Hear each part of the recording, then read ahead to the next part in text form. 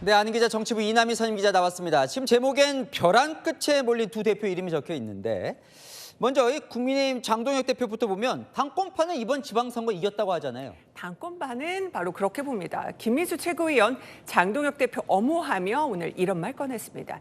이 힘든 상황에서 누가 지지율 골든크로스 만들어봤냐고요. 장 대표 덕분에 이번 선거 선방했다는 거죠. 하지만 선거 이후 나온 조사를 보면 민심의 평가는 다릅니다.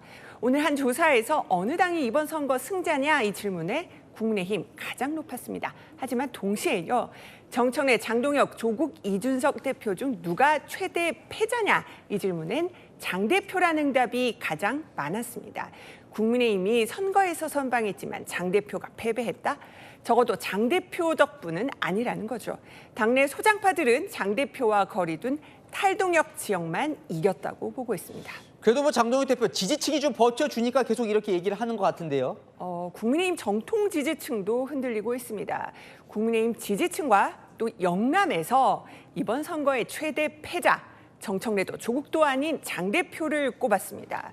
국민의힘 지지층으로 좁힌 보수 대선 후보 조사에서도 장 대표는 오세훈 시장, 한동훈 의원에 밀려서 3위였습니다. 흔들리는 겁니다.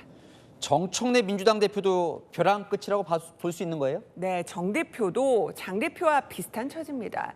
연임 도전 포기해라 이런 친명계 압박 쏟아지고 있죠. 믿는 구석이었던 지지층 여론도 흔들리는 모양새입니다. 호남과 민주당 지지층에서 이번 선거의 최대 패자로 장동혁 대표가 아닌 정 대표를 지목했습니다. 당원에게 인기 많았던 정 대표, 민주당 지지층에서요 차기 당대표 적합도 물었더니 김민석 총리, 송영길 의원에 밀려 3위라는 조사도 나왔습니다.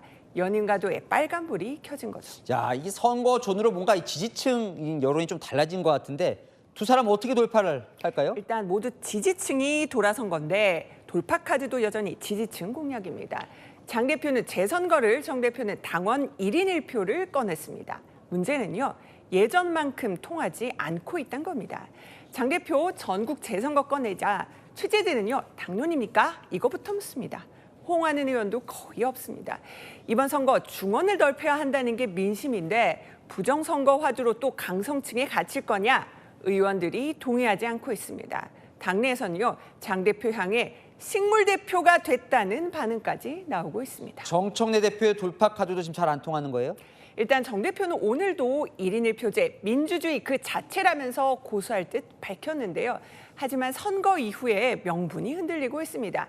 이번 선거에서 2030 세대가 민주당에 등을 돌렸잖아요. 근데 2030 세대 인구에 비해서 민주당 2030 세대 당원 비중이 훨씬 낮은데 1인 1표제를 하면 민심과 괴리될 수 있다는 친명의 비판이 나오고 있는 겁니다. 자, 그러면 두 사람의 이제 벼랑 끝이라고 표현을 했는데 어떻게 되는 겁니까, 운명은? 일단 당장 발등에 불 떨어진 건 정청래 대표입니다.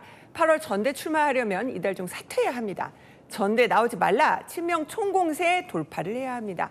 내년 8월까지가 임기인 장동혁 대표는요, 당장은 버티더라도 사실상 식물 대표 상황에서 리더십 회복할 수 있느냐가 관건입니다. 잘 들었습니다. 안인 기자, 이남희 선임 기자였습니다.